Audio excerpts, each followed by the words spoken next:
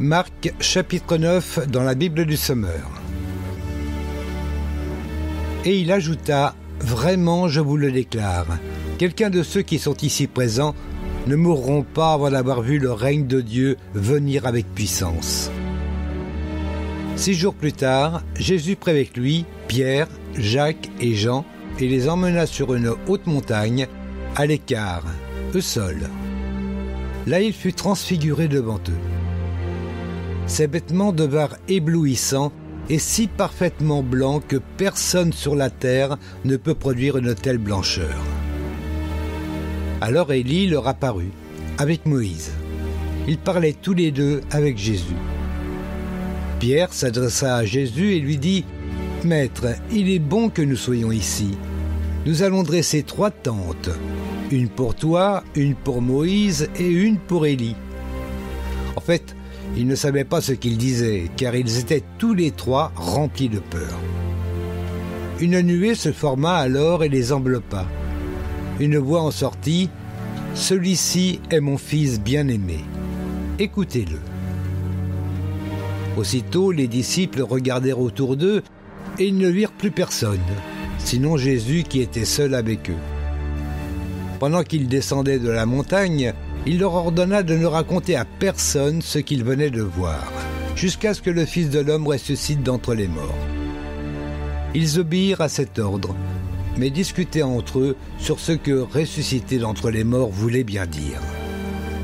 Ils lui demandèrent alors « Pourquoi les spécialistes de la loi disent-ils qu'Élie doit venir en premier lieu ?»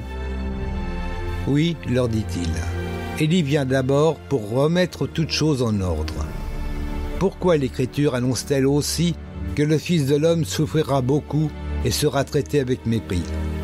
En fait, je vous le déclare, Élie est venu et ils l'ont traité comme ils l'ont voulu, comme l'Écriture l'a annoncé à son sujet. » Lorsqu'ils revinrent vers les disciples, ils virent une grande foule qui les entourait et des spécialistes de la loi qui discutaient avec eux.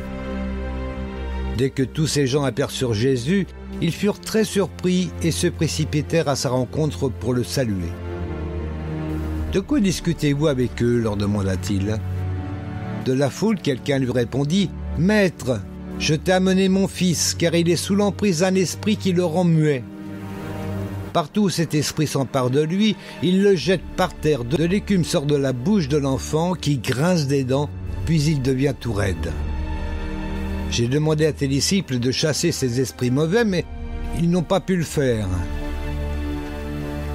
Jésus s'adressa à eux et leur dit, « Peuple incrédule, jusqu'à quand devrais-je encore rester avec vous? Jusqu'à quand devrais-je vous supporter? Amenez-moi l'enfant. » On le lui amena, mais dès qu'il vit Jésus, l'esprit mauvais agita convulsivement l'enfant et le jeta par terre. Celui-ci se roula sur le sol, de l'écume à la bouche. « Depuis combien de temps cela lui arrive-t-il » demanda Jésus à son père. « Depuis qu'il est tout petit. Souvent même, l'esprit mauvais le pousse à se jeter dans le feu ou dans l'eau pour le faire mourir. Si tu peux faire quelque chose, aie pitié de nous et viens à notre aide. » « Si tu peux, répliqua Jésus. Tout est possible à celui qui croit. » Aussitôt le père de l'enfant s'écria, « Je crois, mais aide-moi car je manque de foi. » Jésus, voyant la foule affluer, commanda avec sévérité à l'esprit mauvais, « Esprit qui rend sourd et muet, lui dit-il, je te l'ordonne, sors de cet enfant et ne rentre plus jamais en lui. » L'esprit poussa un grand cri, secoua l'enfant avec violence et sortit de lui. L'enfant resta comme mort, si bien que la plupart des témoins disaient « Il est mort ». Mais Jésus, prenant l'enfant par la main, le fit lever et celui-ci se tint debout. Jésus rentra à la maison. Ses disciples, qui étaient seuls avec lui, lui demandèrent alors « Pourquoi n'avons-nous pas réussi, nous, à chasser cet esprit ?» Des esprits comme celui-là, on ne peut les chasser que par la prière. En partant de là, ils traversèrent la Galilée. Mais Jésus ne voulait pas qu'on le sache, car il se consacrait à l'enseignement de ses disciples. Il leur disait Le Fils de l'homme va être livré aux mains des hommes. Ils le feront mourir, mais 3 jours après sa mort, il ressuscitera. » Eux, cependant, ne comprenaient pas ces paroles, et ils avaient peur de lui demander des explications. Ils arrivèrent à Capernaum.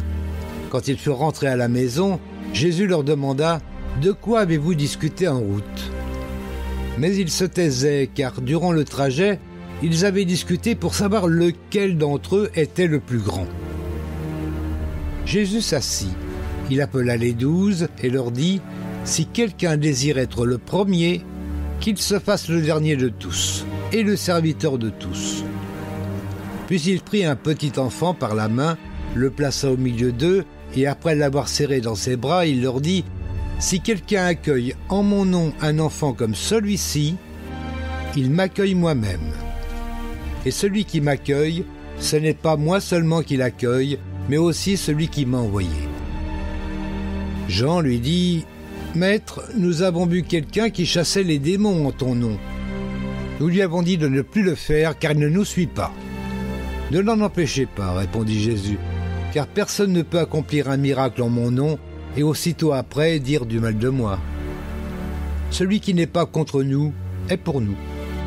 Et même si quelqu'un vous donne à boire en mon nom, ne serait-ce qu'un verre d'eau, parce que vous appartenez au Christ, vraiment je vous l'assure, il ne perdra pas sa récompense.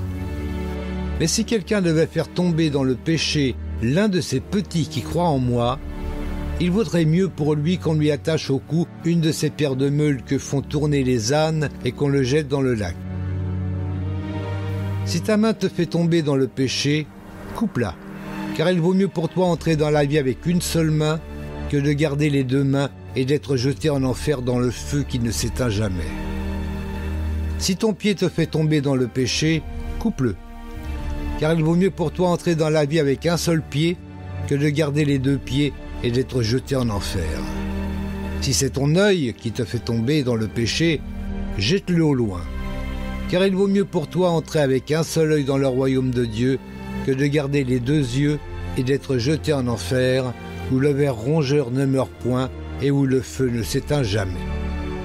En effet, chacun doit être salé de feu.